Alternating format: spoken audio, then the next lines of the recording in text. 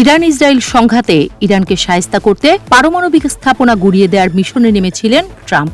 হামলার পর বেজায় খুশি হয়ে দাবি করেছিলেন ইরানের পারমাণবিক স্থাপনা শেষ, কিন্তু বাদ সাধল তার প্রতিরক্ষা সদর দপ্তর। জানালো ট্রাম্পের দাবি ঠিক নয়, ট্রাম্পের হামলার ফলে বড় জোর কয়েক মাস পিছিয়ে যেতে পারে ইরানের পরমাণু কার্যক্রম। আর এই এক কথাই যেন বদলে গেল সব হিসেব নিকেশ। ট্রাম্পের তর্জন গর্জন কই যেন হারিয়ে গেল। এবার শোনা যাচ্ছে ইরান ইস্যুতে সুর নরম করতে যাচ্ছেন ট্রাম্প প্রশাসন। এমনকি খামেনিদের আলোচনার টেবিলে আনতে এক গাদা ছাড়ও দেবে ওয়াশিংটন।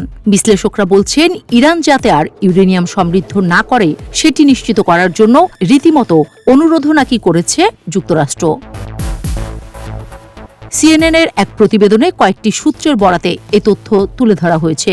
প্রতিবেদনে আরও বলা হয়েছে, তেহরানের উপর থেকে নিষেধাজ্ঞা তুলে নেওয়ার পাশাপাশি পারমাণবিক বিদ্যুৎ উৎপাদনের জন্য দেশটিকে ৩০ বিলিয়ন মার্কিন ডলারের সহায়তা দেওয়া হতে পারে। এমনকি বিদেশে আটকে থাকা ৬ বিলিয়ন ডলারের ফান্ডও নাকি ফিরিয়ে দেবে তারা। ট্রাম্প প্রশাসনের প্রস্তাব, ইরান যদি ইউরেনিয়াম সমৃদ্ধকরণ পুরোপুরি বন্ধ করে দেয় তাহলে ইরানে ২০ থেকে ৩০ বিলিয়ন ডলার পর্যন্ত বিনিয়োগ করা হবে, যা ব্যবহার হবে পারমাণবিক বিদ্যুৎ প্রকল্পে।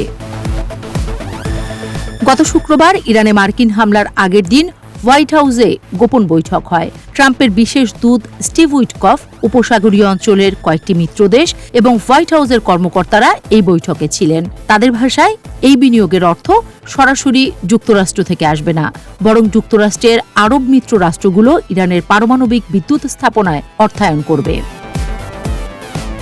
এ সময় ফোর্দো পারমাণবিক কেন্দ্রে নতুনভাবে বিনিয়োগের বিষয়টিও আলোচনায় এসেছে। অর্থাৎ ইরান বিদ্যুৎ উৎপাদন চালিয়ে যেতে পারবে, তবে শর্ত থাকবে ইউরেনিয়াম নিজের দেশে সমৃদ্ধ করা যাবে না, বরং আমদানি করতে হবে। তবে ইরান আসলেই এই প্রস্তাবে রাজি হবে কিনা তা নিয়ে বিশ্লেষকদের মধ্যে ব্যাপক সংশয় রয়েছে। কারণ বিশ্লেষকদের মতে সাম্প্রতিক ইরান ইসরায়েল সংঘাতের পর তেহরানের কাছে পারমাণবিক শক্তি এখন আর কেবল বিদ্যুৎ উৎপাদনের বিষয় নয়, বরং একে এক প্রকার নিরাপত্তা বীমা মনে করছে তেহরান। এরই ইঙ্গিত মিলেছে এ সপ্তাহের শুরুতে ইরানের পার্লামেন্টে জাতিসংঘের পারমাণবিক পর্যবেক্ষক সংস্থা IAEA এর সঙ্গে সহযোগিতা বন্ধের একটি বিল অনুমোদনের মধ্য দিয়ে। বিশ্লেষকরা বলছেন এটি মূলত পশ্চিমা চাপের প্রতি ইরানের প্রতিক্রিয়া। এর আগে ইসরায়েলের হামলার ঠিক আগে পর্যন্ত যুক্তরাষ্ট্র ও ইরানের মধ্যে ৫ দফা আলোচনা হয়েছিল, যেখানে নতুন পারমাণবিক চুক্তির রূপরেখা নিয়ে কথা হচ্ছিল।